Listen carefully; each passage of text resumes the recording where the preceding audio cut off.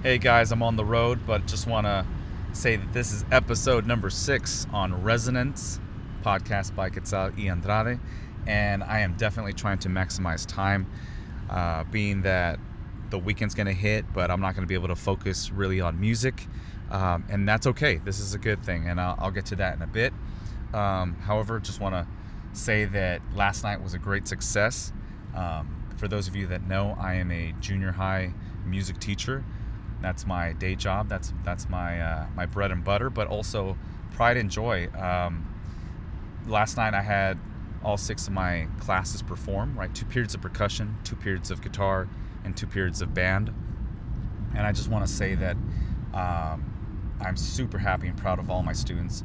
The fact that they took on a new instrument or an instrument for the first time ever, which is a large majority of them, and just committed, right? They committed, they put in the time, day in, day out, and they were able to overcome some fears and doubts and perform in front of 200, 300 people. And it's so cool to have a community that has parents, teachers, fellow classmates that are willing to come out and support and just really be about this growth, right? This musical journey that the students have embarked on. So again, just super happy, super proud, super tired. Still getting over this cold, so you can probably still hear it. I may say some words a little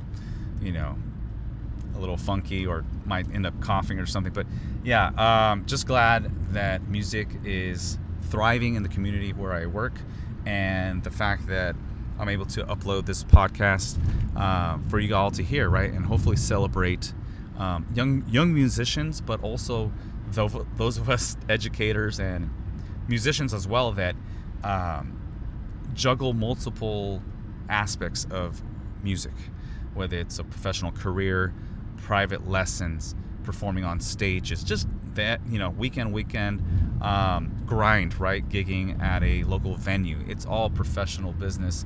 It's all for love of the music, I hope, and that we all need it at some point.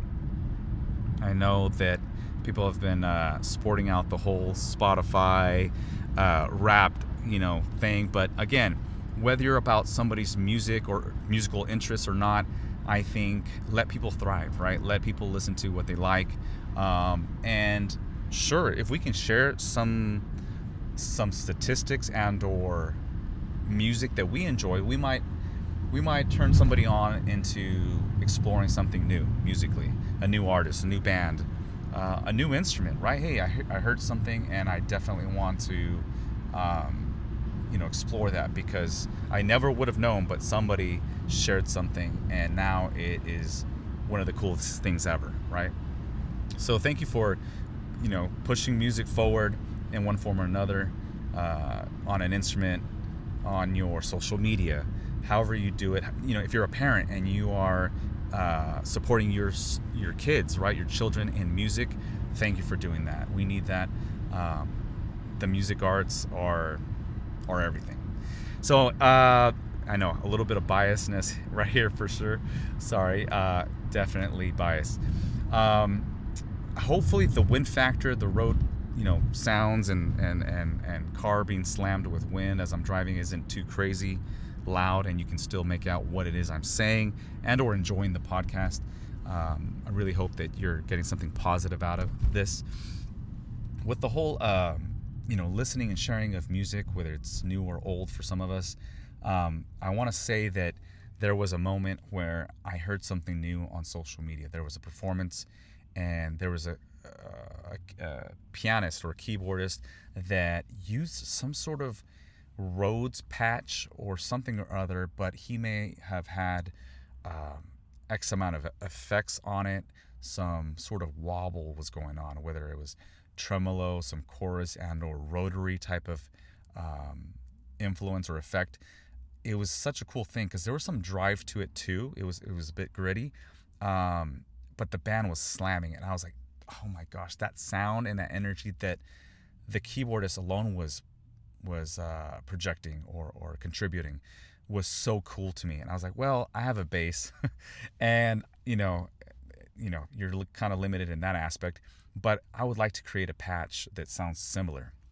No, not through MIDI or some sort of, synth sound per se, but I definitely was like, man, how can I get some of that wobble, even though I'm not crazy about like heavy modulation in the pitch department where, the pitches are dropping below or above the initial pitch, right? I'm not too crazy about that, but I was like, something about it is screaming rotary to me. So I ended up creating a preset in my Ampero 2 by Hot Tone, and I love it. And I eventually I gotta plug in my bass so you can actually hear it straight up with me, no other distractions. But there are a few tracks that I recorded this year with it, more in the latter part of the year.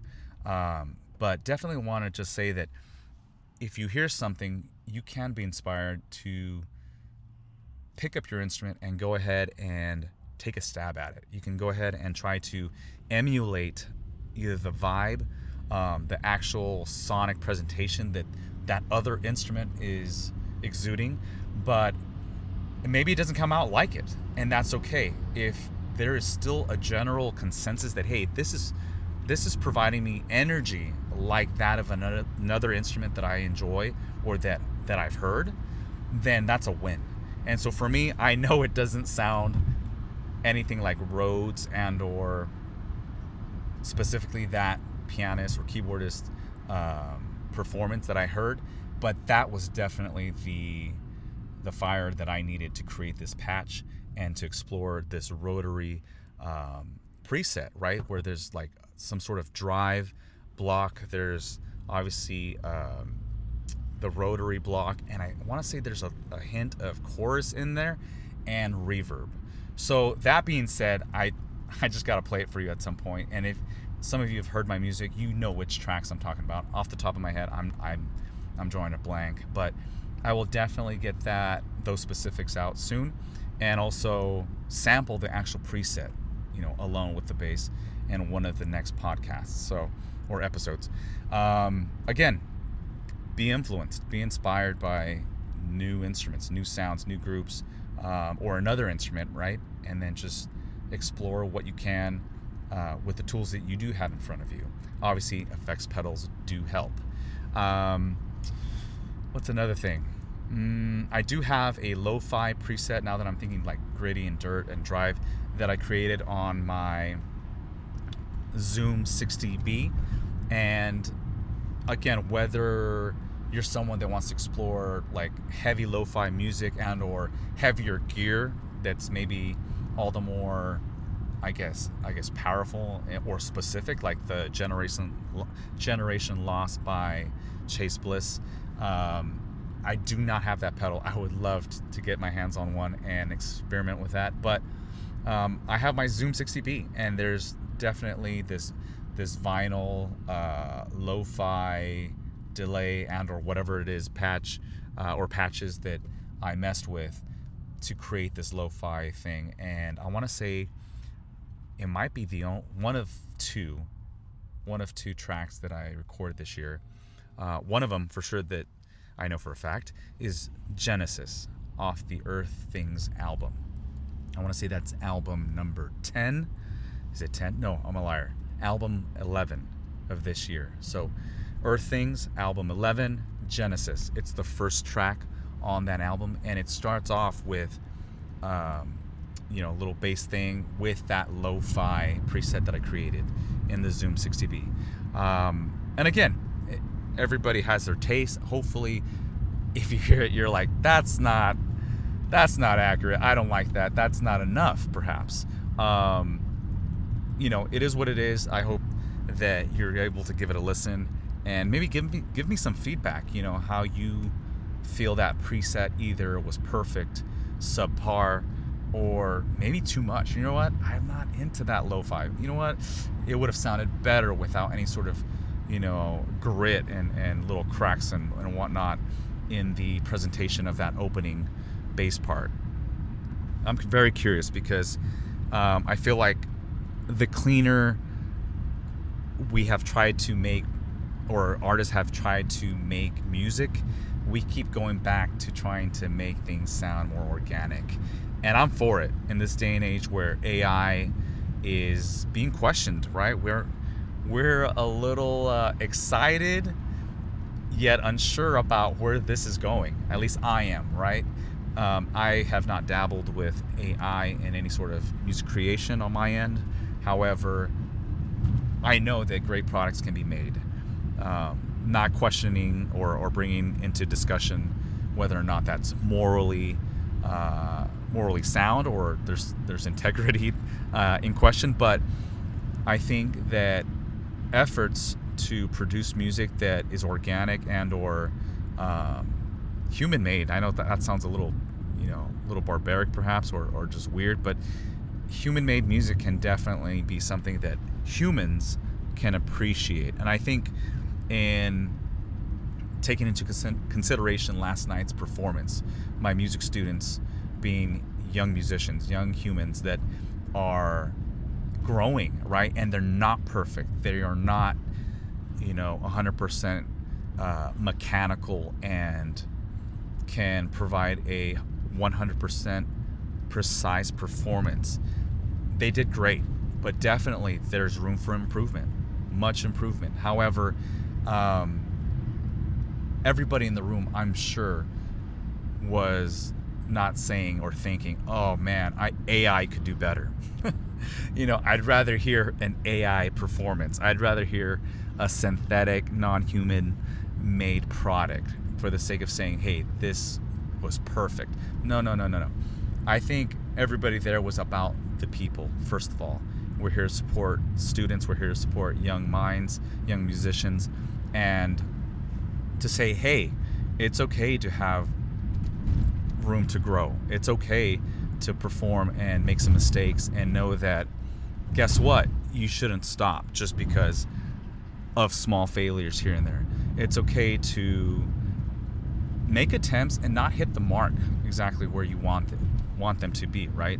I know that for myself, when I'm soloing, there are times where I'm like, I'm trying something out, or even in the studio, right, trying to compose or record something, and I'm going for something and it doesn't quite hit the mark, right? And sometimes it could be like, hey, I got the note, but the way I attacked it or the length of the note was not ideal, right? And there's that whole reflection part that happens. And sometimes when I start getting just a little bit frustrated with myself personally, I take a step back and say, hey, you're asking for this. You're wanting to do this. If you nailed it the first time, would you even enjoy the whole process right away? If you didn't have to work for it, if you didn't have to invest some effort and time in exploring, different ways to attack your instrument or play your instrument, would this even be meaningful, right? Would it be worthwhile? So I keep thinking, man, at the rate that I'm producing albums once a month virtually, is if I have to spend X amount of cycles trying to play a certain part or figure out a certain part, that's okay, because it's going to be fleeting no matter what. It's going to be gone once it's out of my hands and on a record or an album and it's out there. Chances are I am not going to revisit it nearly as much or ever again. So might as well just enjoy the process as it comes, right? As it's present. I don't know if that sounds a little too sentimental, but everything's fleeting, right? Everything has its time and its moment. And I think if we can enjoy the process, as grueling or as difficult as it might be, we're going to be happier. We're going to be better for it. I think once we hear the final product, regardless of where it is placed, on the target, like, did we nail it? Is it close? Are we still left wanting? I think you're still going to have, at least I do, right? I think you're still going to have the idea of like, okay, I feel accomplished. I worked hard for this, right? And even though it may not be absolutely 100% perfect, you're going to be satisfied with your commitment, right? With the time that you've spent on this album or this song or whatever it is. I'm slowing down here at a stop, right? Traffic's getting thick. We're all here at a four-way stop, bumper to bumper. So if my voice suddenly sounds excessively loud and the wind factor has disappeared, that's the case, right? I'm not driving at higher speeds at the moment. All right, let's see. Well, I haven't really played my bass too much other than today I came up with a few little short clips during my lunch break. I hope you like them. I ended up titling them Something or Nothing. And then I put Something or Nothing number 1, Something or Nothing number 2, and Something or Nothing number 3 on my IG, right, on my Instagram. And I like throwing these clips up because sometimes you come up with cool little things musically, and unless you record them, right, unless there's some sort of archive that you can access, sometimes they're gone, right? Like they're fleeting, like I mentioned before. Like if you don't spend enough time on something, chances are you're not going to recall it nearly as much, if at all. So I threw these clips up today, and Something or Nothing. The idea was that this could be something for somebody. It could be nothing. It could be one of those things that somebody might say, if I never hear that again, I'm good. But I put it for myself up there so that I could say, you know what?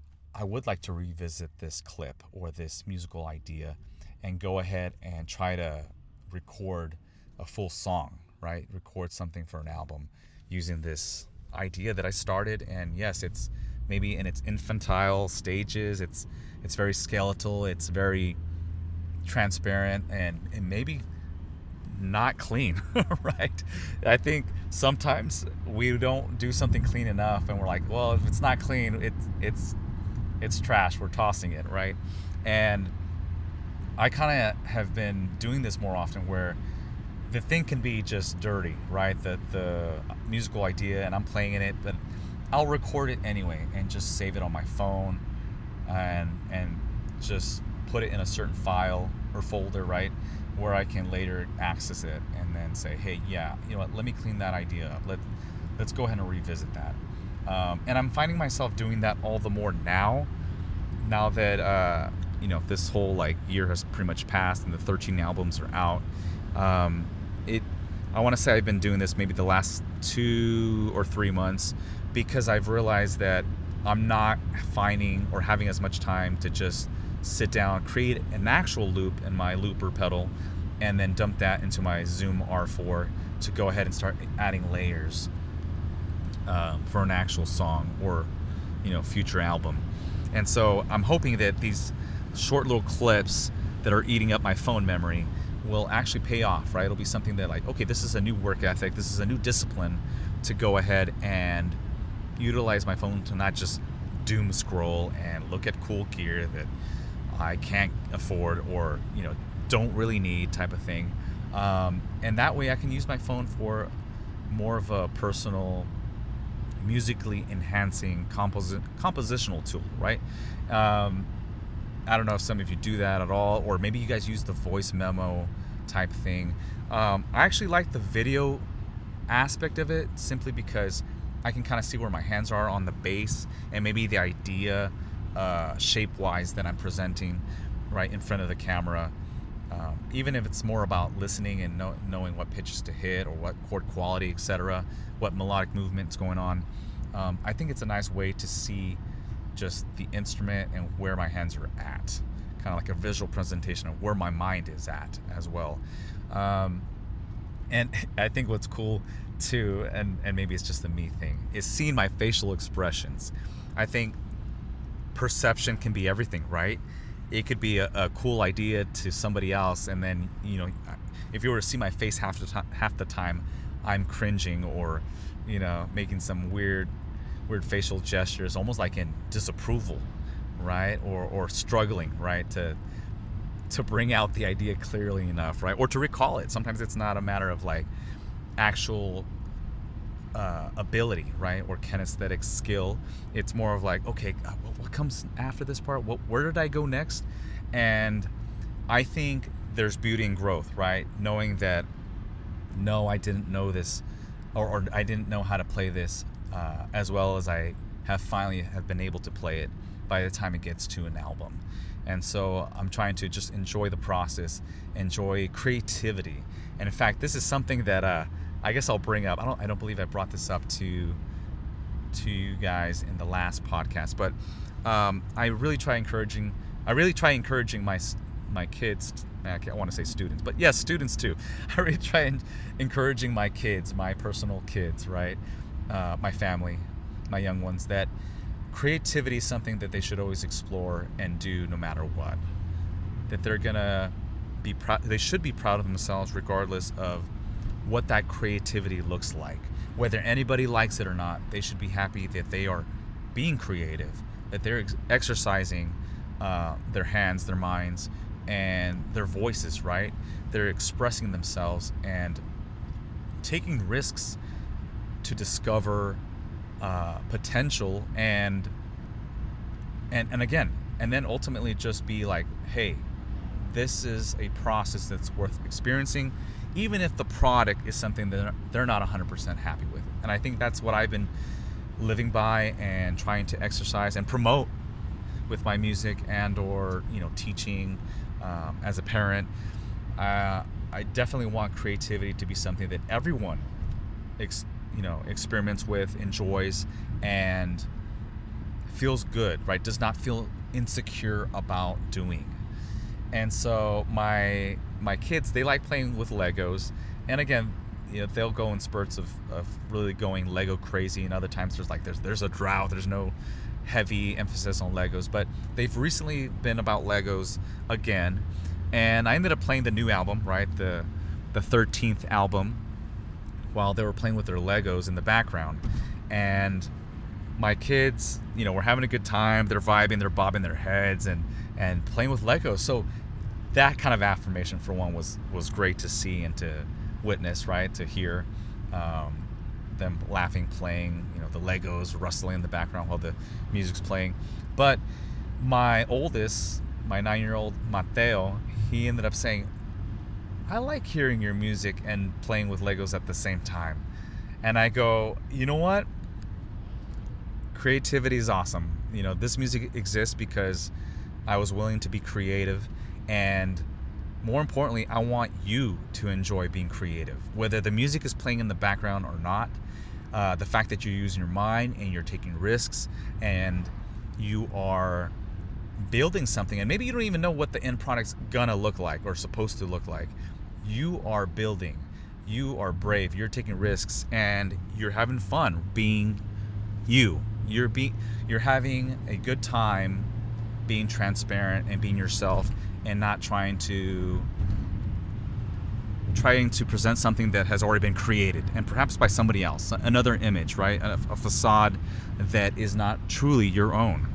And again, I didn't say all that quite extensively to him, but that was the idea, and that was the conversation I had with my kid. I told him, hey, no matter what, I want you to be creative. Whatever it is you're building or exploring, I want you to have a good time knowing that it's okay to experiment, to fail, and to not have always the perfect plan or vision in mind. Just go for it. Just create. Have a good time creating. And yes, I grew up a Legos kid, so maybe that translates a little bit to my pedal board building and or way of doing things, right? Packing my tiny Prius car. People are always surprised, how do you fit all that gear in a Prius C? Well, I played Tetris and Legos as a kid. So again, the BluBox, all my stuff fits in there because Lego kid, right? Playing with Tetris and Legos. Anyway, BluBox, it came back. I said it was over, but it came back. Anyway, I want to thank you all for listening to episode number 6, listening to the wind, the road, the rustles in my car, and hopefully you guys had a good time listening and found something inspiring and or just worthwhile, right? Be creative, support young musicians, push your music out there, inspire somebody. You guys take care and have a good one. See you on episode 7.